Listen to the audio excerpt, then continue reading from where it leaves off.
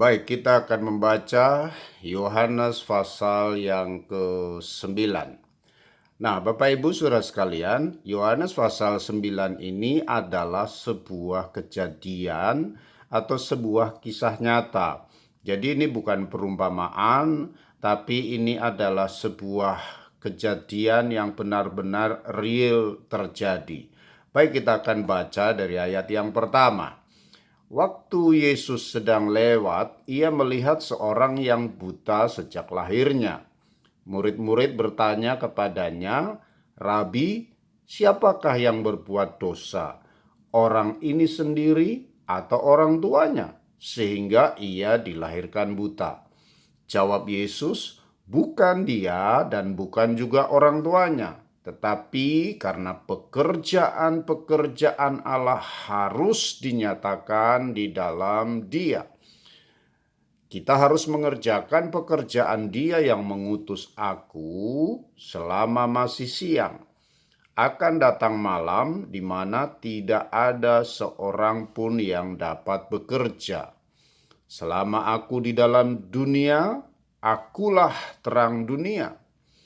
Setelah ia mengatakan semuanya itu, ia meludah ke tanah dan mengaduk ludahnya itu dengan tanah, lalu mengoleskannya pada mata orang buta tadi, dan berkata kepadanya, "Pergilah, basuhlah dirimu dalam kolam Siloam." Siloam artinya yang diutus. Maka pergilah orang itu, ia membasuh dirinya, lalu kembali dengan matanya sudah melek. Ini luar biasa sekali. Bapak Ibu Saudara sekalian, ini adalah sebuah pelajaran yang sangat luar biasa. Murid-murid bertanya kepada Tuhan Yesus. Murid-murid bertanya, "Guru, siapakah yang salah? Orang tuanya atau anaknya?" Jadi pelajaran buat kita adalah bagaimana seharusnya kita menyikapi sebuah penderitaan yang dialami oleh orang lain. Bagaimana sikap kita terhadap kesusahan orang lain. Nah, murid-murid bertanya kepada Yesus, "Guru, siapa yang salah? Orang tuanya atau anak ini?" Murid-murid mengharapkan sebuah jawaban supaya seolah-olah Yesus itu memberikan jawaban yang jelas. Yang salah orang tuanya atau yang salah adalah anak ini. Itu harapan dari murid-murid. Tetapi apa yang dijawab oleh Yesus atau apa jawaban Tuhan Yesus atas pertanyaan dari murid-murid itu? Yesus memberikan jawaban, bukan dia dan bukan juga orang tuanya. Nah, Yesus mau memberikan sebuah pelajaran buat kita semua, yaitu jangan memberikan sebuah penghakiman terhadap orang yang sedang mengalami penderitaan atau masalah. Sekali lagi saya katakan, jangan memberikan sebuah penghakiman terhadap orang yang sedang mengalami penderitaan atau masalah. Penderitaan tidak selalu identik dengan sebuah kesalahan. Karena para rasul-rasul, para nabi-nabi dari Tuhan, mereka juga mengalami penderitaan, mengalami kesusahan, mengalami pergumulan. Elia mengalami kesusahan, Elisa mengalami kesusahan. Orang-orang percaya di gereja awal juga mengalami kesusahan. Jadi penderitaan itu tidak selalu identik dengan sebuah kesalahan yang dilakukan oleh seseorang. Jadi jangan memberikan penghakiman terhadap orang yang sedang mengalami penderitaan. Yesus berkata, bukan dia dan bukan juga salah dari orang tuanya. Bapak Ibu Saudara sekalian, kita harus menyadari bahwa kita dipanggil oleh Tuhan untuk menjadi hamba, bukan hakim, ya. Sekali lagi, ini yang perlu kita camkan di dalam hati kita. kita dipanggil oleh Tuhan untuk menjadi hamba dan bukan hakim. Jadi kalau kita melihat orang yang mungkin sedang dalam penderitaan, kita doakan, jangan kita hakimi. Kalau ada seorang hamba Tuhan yang mungkin juga jatuh dalam dosa, kita doakan, jangan kita hakimi. Kita cukup ambil sebuah pelajaran. Kalau apa yang dia lakukan tidak baik, maka kita juga tidak perlu melakukan hal itu. Ya, kita dipanggil untuk menjadi hamba, bukan hakim. Dalam Matius pasal 25, Yesus mengatakan dalam sebuah perumpamaan itu kepada hamba yang baik dan setia. Di situ dikatakan, sabaslah hai hambaku yang baik dan setia. Jadi Bapak Ibu Saudara sekalian, kalau kita datang beribadah, mari jangan kita melihat kesalahan orang lain, jangan kita melihat kesalahan pemimpin kita. Kalau pemimpin kita salah, kita doakan.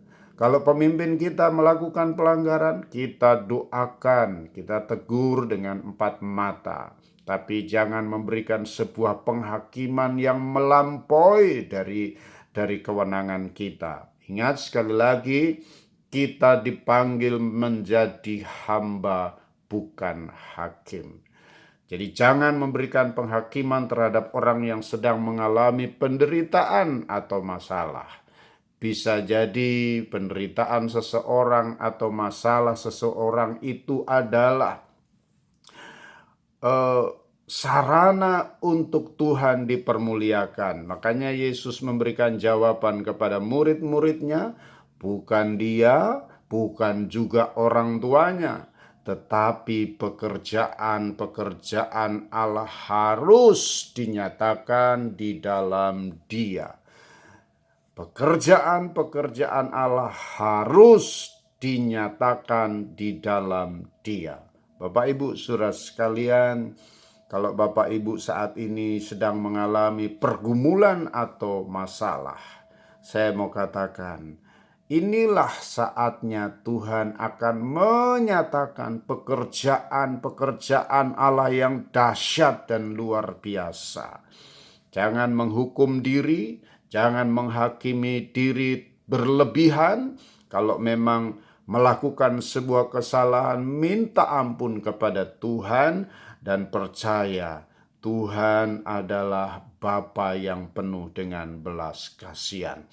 Dan Bapa akan menolong kita apabila kita mengaku dosa kita.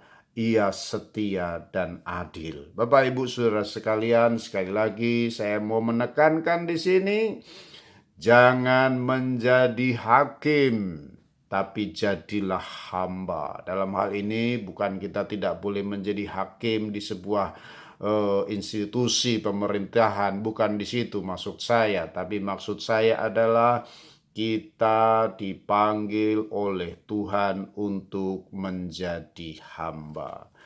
Pekerjaan Allah harus dinyatakan.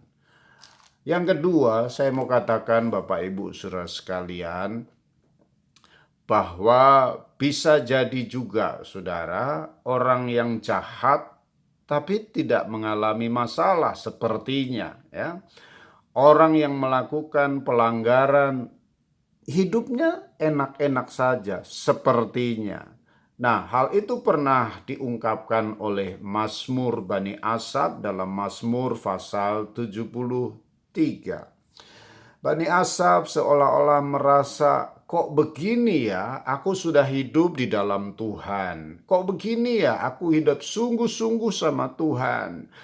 Kok begini banget aku sudah melayani Tuhan, kurang apa lagi Tuhan? Sementara aku melihat orang lain hidupnya tidak takut sama Tuhan, hidupnya tidak memperdulikan Tuhan, tapi hidupnya lebih enak, hidupnya lebih nyaman, gemuk, subur, tidak ada sakit-sakitan dan sebagainya. Bani Asaf seolah-olah mengungkapkan kegelisahan hatinya. Tapi pada akhirnya Bani Asaf melihat kesudahan orang-orang fasik ketika Bani Asaf masuk ke dalam rumah Tuhan.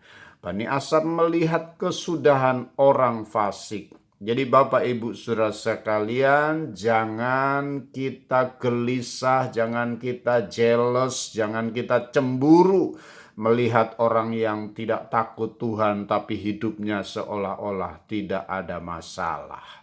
Tidak ada masalah dalam kehidupan seseorang itu juga bukan merupakan sebuah bukti bahwa orang itu hidupnya benar di hadapan Tuhan. Kita lihat akhirnya saja nanti bagaimana, karena pemazmur juga melihat, aku melihat kesudahan orang fasik ketika aku masuk ke dalam rumah Tuhan. Jadi Bapak Ibu Saudara sekalian, pelajaran yang kita ambil yang pertama tadi adalah jangan kita terlalu mudah atau jangan kita memberikan penghakiman terhadap orang yang sedang mengalami penderitaan atau masalah. Yang kedua, apabila seseorang tidak mengalami masalah atau pergumulan atau persoalan, itu juga bukan merupakan sebuah bukti bahwa orang itu baik atau benar atau tidak melakukan pelanggaran atau dosa. Karena pemazmur sendiri melihat kenyataan yang demikian. Kembali dalam Yohanes pasal yang ke-9 tadi. Anak yang buta sejak lahir. Bukan orang tuanya yang salah, bukan anaknya yang salah. Tapi justru disitulah Tuhan ingin menyatakan belas kasihannya kepada orang yang sedang dalam menghadapi pergumulan atau persoalan. Jadi Tuhan adalah Tuhan yang penuh dengan belas kasihan. Tuhan tidak mau melihat dari sisi negatifnya, tapi Tuhan mengajari kita, ayo kita nyatakan pekerjaan Allah. Ayo kita nyatakan, ayo kita buktikan bahwa kita adalah umat Tuhan yang penuh dengan belas kasihan. Yesus mau mengajarkan demikian. Yakobus 5 ayat yang ke-11 di sana dikatakan bahwa sesungguhnya kami menyebut mereka berbahagia, yaitu mereka yang telah bertekun. Kamu telah mendengar tentang ketekunan Ayub. Nah, kurang apa Ayub? Ayub hidup saleh, Ayub hidup benar, Ayub hidup takut akan Tuhan, Ayub menjauhi kejahatan dalam Ayub pasal yang pertama. Tapi faktanya Ayub juga mengalami penderitaan yang sangat luar biasa, bertubi-tubi apa yang dia alami. Tapi dengan jelas Alkitab mengatakan pasal yang pertama dari kitab Ayub bahwa Ayub itu jauhi kejahatan, Ayub itu takut sama Tuhan, Ayub itu hidup benar dan sebagainya dan sebagainya. Dan di sana dikatakan dan kamu telah tahu apa yang pada akhirnya disediakan Tuhan baginya. Kita tahu ending dari semuanya dalam Ayub pasal 42, Tuhan gantikan berlipat kali ganda. Makanya di dalam Yakobus ini di sana dikatakan bahwa kamu telah tahu apa yang pada akhirnya disediakan Tuhan baginya. Karena Tuhan Maha Penyayang dan penuh belas kasihan. Tuhan Maha Penyayang dan penuh dengan belas kasihan. Itu yang Tuhan mau ajarkan kepada kita.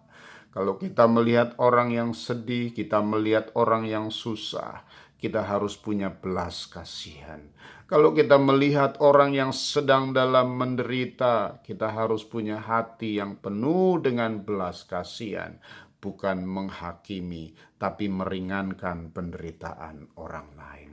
Ayo Bapak Ibu, Saudara sekalian, hidupkan atau bangkitkan hati yang penuh dengan belas kasihan, supaya hidup kita menjadi berkat, supaya hidup kita menjadi terang, Selagi hari masih siang, bekerjalah buat Tuhan dengan menjadi berkat bagi orang lain. Bukan menghakimi, tetapi memberikan solusi. Tuhan Yesus memberkati kita semua. Jangan lupa Bapak Ibu Saudara sekalian boleh share video atau rekaman ini supaya banyak orang diberkati. Tuhan memberkati, mari kita berdoa. Bapa dalam surga, beri kami hati seperti hatimu. Beri kami mata seperti matamu. Ketika kami melihat orang yang menderita, kami tidak menghakimi, tapi itu menggugah rasa simpati kami, rasa empati kami untuk kami berbelas kasihan. Tuhan tolong kami, Tuhan mampukan kami untuk mengikis keegoisan kami, sehingga ketika kami melihat orang yang menderita, hati kami terketuk, hati kami tergugah untuk kami mengulurkan tangan dengan penuh belas kasihan. Bukan menghakimi, tetapi memberikan belas kasihan. Terima kasih Bapa, terima kasih, kami bersyukur dalam nama Tuhan Yesus Kristus. Haleluya. Amin. Shalom, Tuhan Yesus memberkati kita semua.